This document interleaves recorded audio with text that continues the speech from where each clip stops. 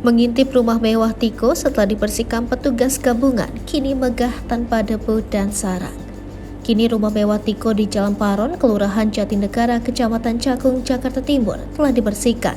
Aksi bersih-bersih rumah mewah Tiko tersebut dilakukan petugas gabungan dari relawan pada Rabu 4 Januari 2023. Rumah mewah Tiko berlantai 2 ini sebelumnya viral karena kondisi terbengkalai dan tanpa listrik dan air.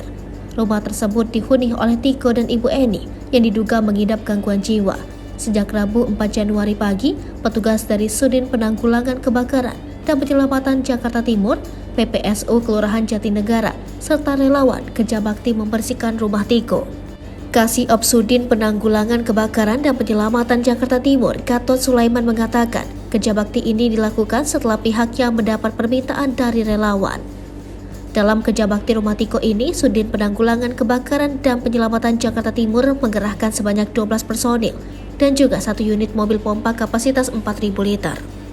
Kerja bakti dilakukan dengan menyemprotkan air dari unit mobil pompa ke seluruh area rumah, lalu baru dibersihkan oleh anggota Damkar, PPSU dan relawan menggunakan perabot rumah tangga.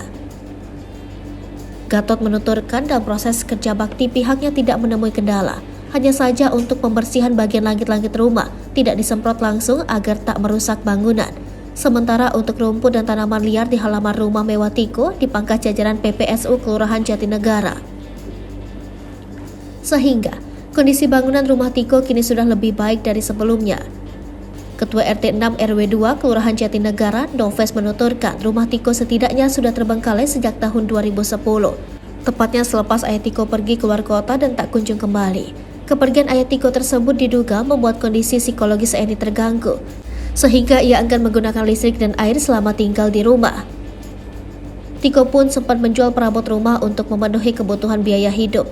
Ia juga pernah menjadi operator warung internet hingga akhirnya menjadi petugas keamanan di wilayah RT 6 RW 2. Sebelum kasus viral, petugas Sudin Sosial Jakarta Timur sempat berupaya membawa Eni ke fasilitas kesehatan, yakni agar Eni mendapatkan penanganan medis atas kondisi psikis dialami, tetapi usahanya ditolak. Hingga akhirnya setelah kasus mencuat, petugas Sudin Sosial Jakarta Timur kembali datang. Ia kini membawa Eni ke RSKD Durensawit, Jakarta Timur untuk mendapat penanganan medis yang tepat. Sementara menurut pengakuan tetangga, Tiko merupakan sosok yang pintar lantaran pernah membuka usaha jual beli mobil. Kemudian tetangga tersebut menjelaskan bahwa dulu ibu Tiko tidak ingin dibantu saat awal menderita depresi. Si tetangga menduga bahwa saat itu keluarga Tiko masih merasa menjadi orang kaya sehingga tidak membutuhkan bantuan orang lain.